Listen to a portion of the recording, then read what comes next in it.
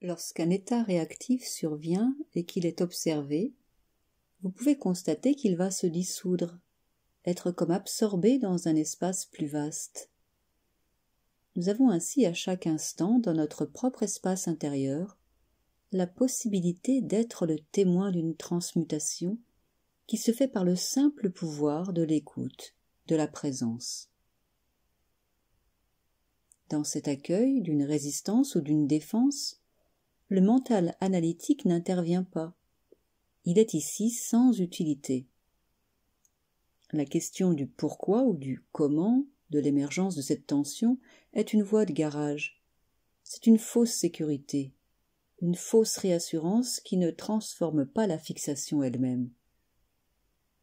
Et cette absorption d'une tension ou d'une résistance dans un espace plus vaste est une réflexion de ce que l'on pourrait appeler l'absorption du moi personnel dans la conscience impersonnelle.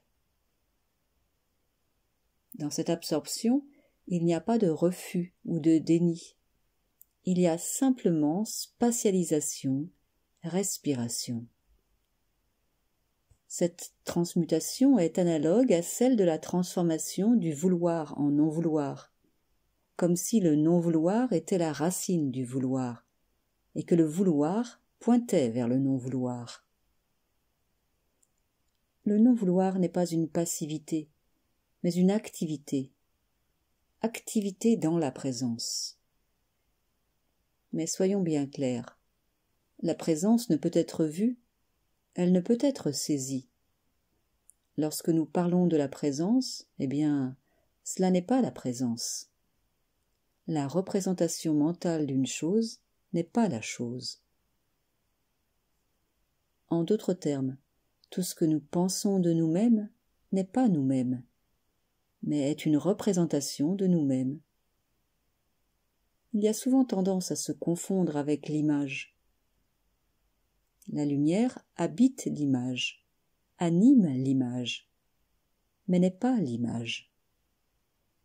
L'image en est une expression. Être lumière n'est pas voir la lumière. Dans le vécu ou l'expérience d'être lumière, il n'y a pas de division. Celui qui constate est absorbé dans ce qu'il constate. Les circonstances changeantes de la vie quotidienne sont comme un champ parfait d'approfondissement de la compréhension. Lorsque la contrariété surgit, là est l'enseignement. Non pas dans la situation qui a provoqué la contrariété, mais dans la contrariété elle-même. Tant que ce réflexe défensif n'est pas accueilli, écouté, observé, il se maintient sous une forme ou une autre et réapparaît lors de circonstances propices.